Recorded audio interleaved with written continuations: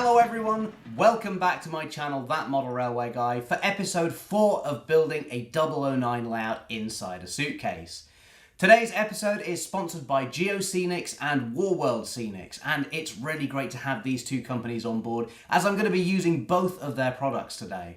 That might give you a little bit of an idea of what this episode is all about, so let's head straight down to the layout and pick up where I left off last time. So this is the current state of the layout, and in the previous episode you may remember I made a lot of progress with building the hill along the back and over the fiddle yard. I also installed the 2 tunnel mouths and created the rock face too, and in fact I'll be continuing my work on that later on. For now though, I'm going to turn my attention to the yard and the 2 sidings in the centre of the layout because these really need a surface. For this, I've decided to use the Geoscenics Pothole Road Kit, which you can see here, and essentially it's a set of natural powders that I'll be able to use to add a texture to the yard. Firstly, there are 2 smaller bags, one of which is road ash and the other is road dirt. And then there's also this much larger bag of road powder. These go quite a long way as well, so it's perfect for covering a large area, and of course you can create lots of different looks as well by changing up how much of each different powder you use. The first thing I'm going to do on the layout though is put down a base of Pva Glue. I'm not going to do the whole yard at the moment, we'll get to the sidings in a bit, but for now I'm just going to do this open area on the left hand side of the layout. And then I'll start by adding some of the road powder to the area. This is the powder that you get the most of, and Geoscenics recommend you use this as a base and then use the other colours to create different layers. The powder itself is really fine, so it's absolutely great for using as a texture on the ground here, and you can see I'm just sprinkling it on with my fingers. I'm being quite liberal with this as well, as I want to make sure I have enough to cover the whole area. Now, at the moment it looks a bit like lots of heaps of dust, but I'm now going to smooth this out using a lollipop stick. This really transforms the look of the powder, and it becomes much more of a solid surface as it gets compressed and pushed down into the glue. Importantly though, it still retains that fine grainy texture, which is exactly what I want. And of course you don't have to do this with a lollipop stick, that's just what I happen to have to hand, but a piece of card will work just as well. So now that I've done this first step on one half of the yard, I'm going to repeat it over on the other side. I do think generally it's a good idea to do things like this in small sections at a time, especially if it's a new technique you've never tried out before. Just have a go in one small area so you can get a feel for how it works, and don't try to do too much all at once. Like I said though, with this Pothole Road Kit from Geoscenics, you get so much of the material that you could actually try it out on a test diorama first, and still have plenty left over for your layout. And one other thing I'd recommend as well is that you have a little mini vacuum nearby just to clear up any excess. Not only does this help with the cleanup, but you can also reclaim a lot of the spare powder this way after smoothing out the main surface. Now, some of you may have noticed in the previous episodes that I never ballasted the 2 sidings in the centre of the layout. I actually want to do something different with these and have them be inset into the ground a little bit, as if the dirt and grime has built up around the sleepers over the years. And that's why I've put the powder all over the track, and now you can see I'm just smoothing this out with my fingers. This isn't strictly the use for the Pothole Road Kit, but I do get the impression that it's flexible and can be used for creating more than just road surfaces.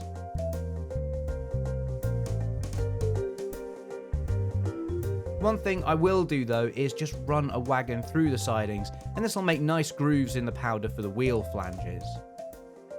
That'll stop rolling stock and locos from derailing when I lock everything into place later on with the glue. With this being powder though, I can just keep working it and moving it around until I'm happy with how it looks. And again, any excess can then just be cleared away. Sticking with this area for the moment, it's time to lock all of this in place. The instructions from Geoscenics recommend you spray the glue over this to lock it all in place, but in this instance I'm going to try doing it with a syringe like I do for normal ballasting. So, like I usually do for that process, I'm going to give it a spray of water initially, and then add the watered down PVA glue over the top.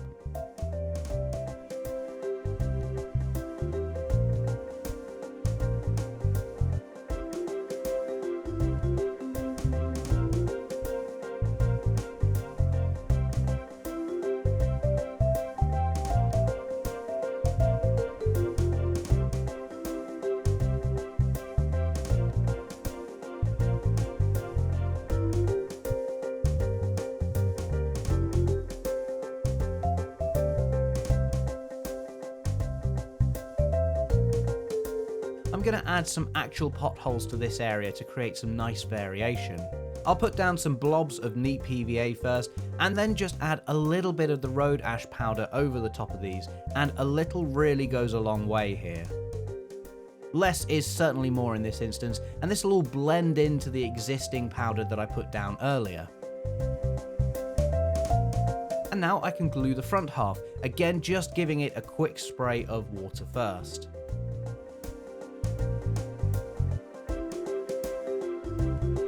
And then using the syringe, the glue is added over the top of this.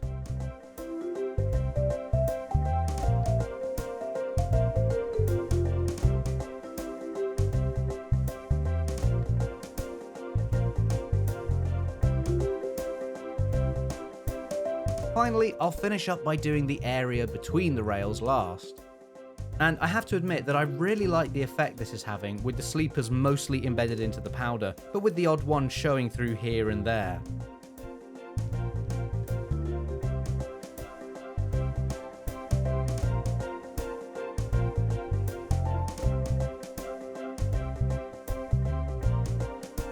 Now this will all need some time to dry, but that's okay because I've got plenty of other things to keep me busy in the meantime.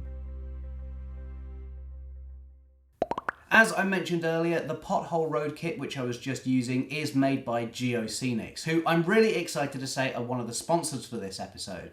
And whether you're modelling in N gauge, 00 or even O gauge, it's really worth checking them out as they have some amazing products in their range, from stuff like wagon loads and tarpaulins, 3D printed crates and barrels, and of course the famous Pothole Road Kit.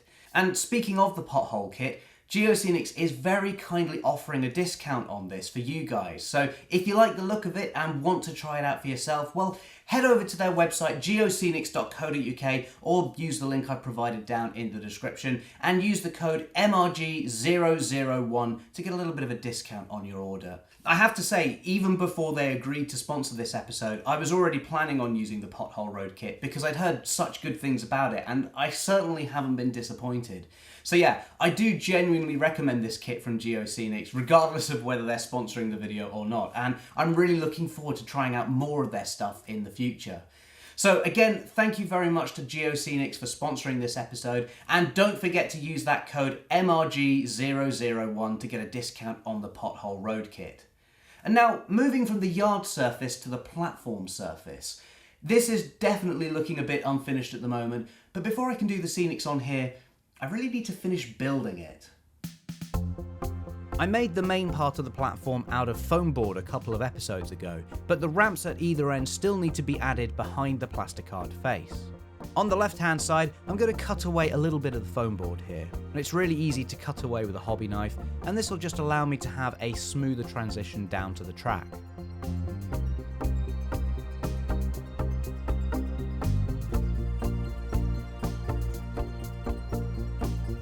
At the other end of the platform though, things are a bit more simple. Where the foam board ends, I just need to bring this down to the level of the baseboard without making it too obvious. I'm using DAS clay for this. I'll start out by putting down a layer of PVA glue first, and this will just help the clay stick to the wood. It's not strictly necessary to do this though. In the past I sometimes haven't bothered, and it's never caused me any problems. In this case though, it's such a small area that it really didn't take any time at all. And as I start putting the DAS down, initially I was just trying to get the clay into a very rough shape. I then used my fingers to smooth it out and create the ramp that I wanted. And as you can see, I've already got the plasticard stone facing for the platform here, which I'd already cut to the angle of the ramp I wanted, so it was really just a case of following this.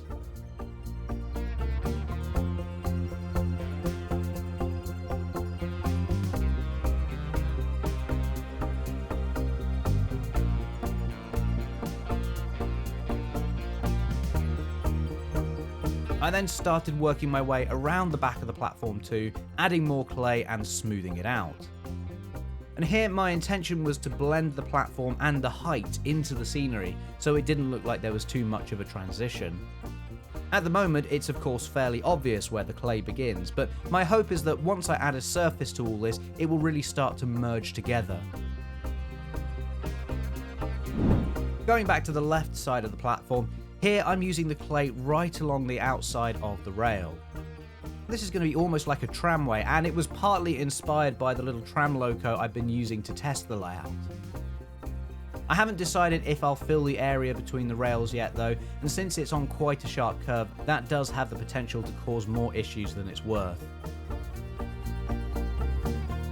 And then I'll fill up the gap between the clay and the foam board to make it one combined surface.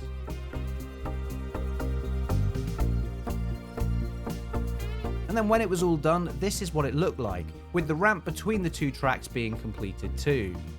At the moment, you can see where the clay ends and the foam board begins, but there are now nice smooth slopes down to the track. Of course, once the surface is on this, you won't be able to tell the difference between the foam board and the clay. And speaking of the surface, I'm now going to add a base layer. For this, I'm using Javis sand to give the appearance of a gravel or sandy platform surface. I didn't want to do a tarmac or concrete style surface, which I've done in the past, but I also wanted to make sure it didn't look too much like the ballast either. So for this, I'm going to break out the PVA glue again and put a layer of this all over the platform. And then I can just sprinkle the entire surface with the Javis sand. Where it falls into the glue, it'll be held in place once the PVA dries, and any loose excess can be cleaned away afterwards. Now, even though this is sold as a sand texture, I think it's actually a sawdust type scatter.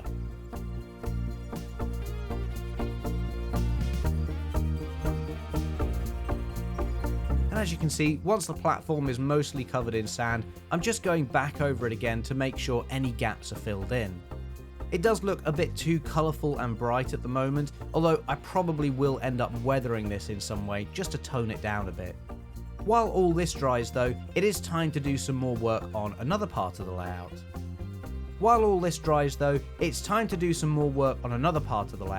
But first, I've got a bit of an announcement to make. Now, in the past, a lot of you guys have asked me whether I would ever consider taking my layouts to exhibitions, and while I've never been against the idea, I never really thought I would ever get the opportunity to exhibit a layout. Well, I'm very excited to say that this has now all changed, and in the very near future I am going to be attending an exhibition with Govard Tin, so very soon you're all going to get the chance to come and see the layout in person. The exhibition in question is at the Spa Valley Railway in Tunbridge Wells for their Model Railway weekend on the 24th and 25th of September. Over the weekend you're going to have the opportunity to ride behind full-size trains and also come and see loads of fantastic layouts in the engine shed too. And also Govard Tin. All joking aside though, the layout will be there. I'll also be there too, so you can come and say hi if you'd like to. And yeah, I'm really pleased that they've given me this opportunity to show off the layout, as it's not something I ever thought I'd get the chance to do. So thank you very much to the Spa Valley Railway for squeezing me in at the last minute. And as I'm sure you can tell, this is really exciting for me, so I'm sure I'll be talking about it non-stop before the event, but if you want to find out more information, there's a link down in the description below to the Spa Valley Railway website, where you can book tickets and see all the other layouts that are going to be attending as well. Of course, this does mean that I actually have to finish the layout now, so I should probably stop talking and get back to work. So this is the rock face I built in the previous episode, and I'm really proud of how this has turned out, but I do want to bed it into the hillside a bit more. With this being a Welsh layout, I wanted to include some slate, and I think it would look really good to have some of this around and between the rocks. For this, I've got a nice mix of different stones from War World Scenics, and this includes some actual slate as well. So I'm planning to add a lot of this around the bottom of the hill as if it's the spoils from a nearby mine, and again I'm going to cover this area in a base layer of PVA glue.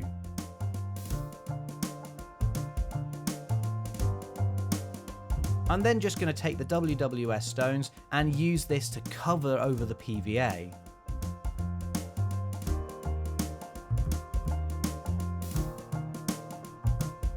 And what I'm doing here is just letting them fall naturally into the glue, as if this has all just rolled down the hill over the course of many years.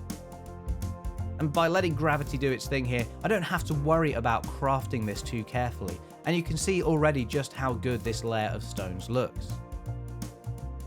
I'm going to do the same on the other end of the layout too, underneath the rock face.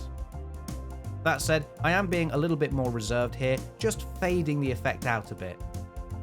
And that's because as the ground isn't as sloped in this area, the loose stones wouldn't have much reason to roll down here. To get the stones in position underneath the rocks, all I'm doing here is sprinkling them in front of the glue. I can then use a soft brush to push them back into the PVA. And this adds a nice level of detail underneath the rocks, while also blending them into the surface in a really easy way. I have to admit, I really like how these stones look, so I'm going to do some more of this at the top of the hill too, above the rock face. I do need to be careful not to overdo this effect though, as it could end up making the layout look a bit too similar. But with some of the rocks being a little bit more spaced out up here, I think it's justified to have some loose stones between them.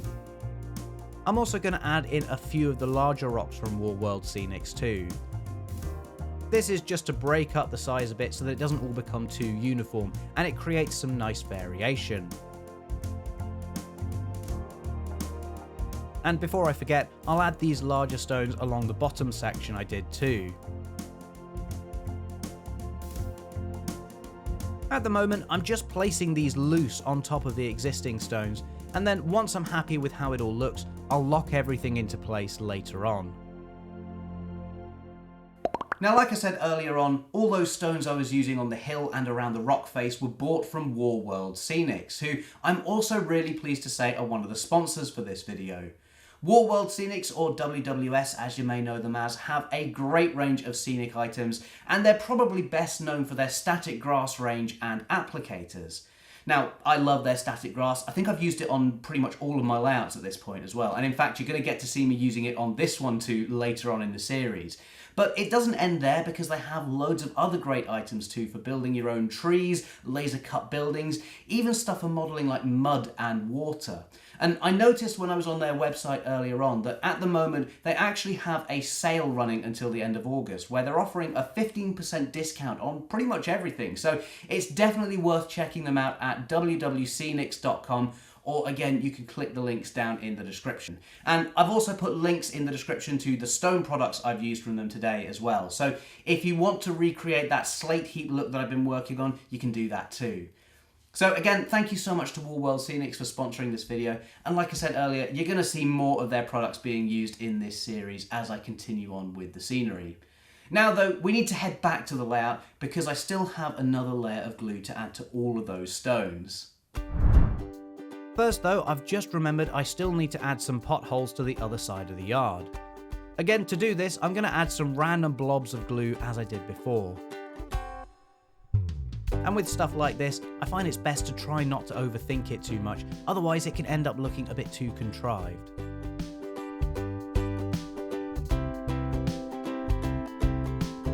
I'm also putting a layer of PVA around the edge of the yard and the track too.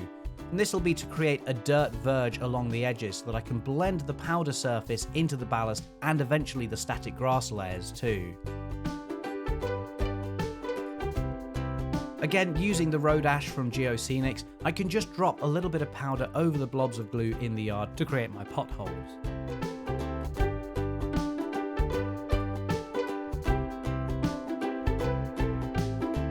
I'll then use the brown road dirt powder over the glue I made around the edge a moment ago, and this will create a really nice contrasting colour between the yard and the ballast. Like I did on the other side of the layout, I'll give all this a spray of water before adding glue over the top. And then to lock all this in place, I'm going to put a few drops of glue over each of the potholes.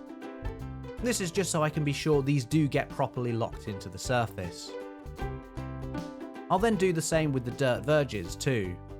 Because this is very close to the track, again I'm just adding drips of glue at a time and letting it spread out on its own.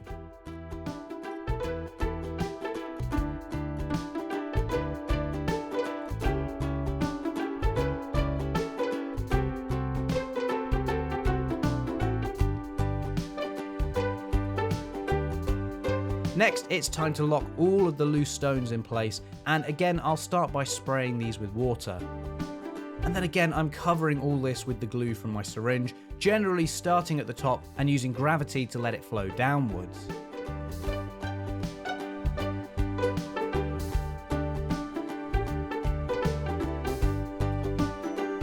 So this will set all of the larger stones in position that I placed earlier on, and any of the smaller loose stones that hadn't been stuck down by the PVA will also be held in place too.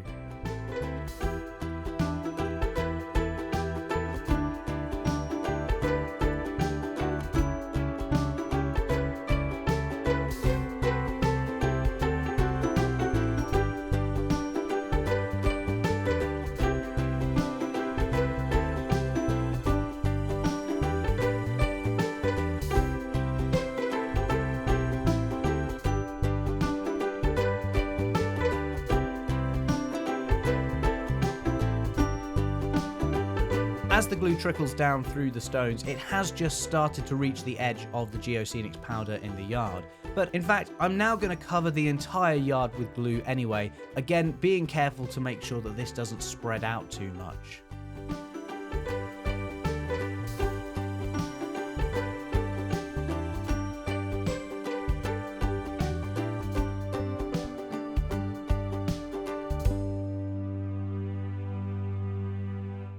So I'm really pleased with all the work I've done today, and I definitely think it's created a really nice foundation for more scenery to be added in the next episode. After leaving the glue to dry overnight, this is what the hill looked like, and it's amazing how adding those smaller stones has really made the rock face seem so much larger and really blends it into the side of the hill. This is really where things are going to start to ramp up as more and more scenery gets added around the layout. That's going to be it for today though, but if you want to see the next episode before everyone else, then I recommend you consider becoming a channel member to get early access to new videos in the series. And if you want a bit of a sneak peek, here's what's coming up next week. Work continues on the scenery, I build a fence, and the hillside gets some grass.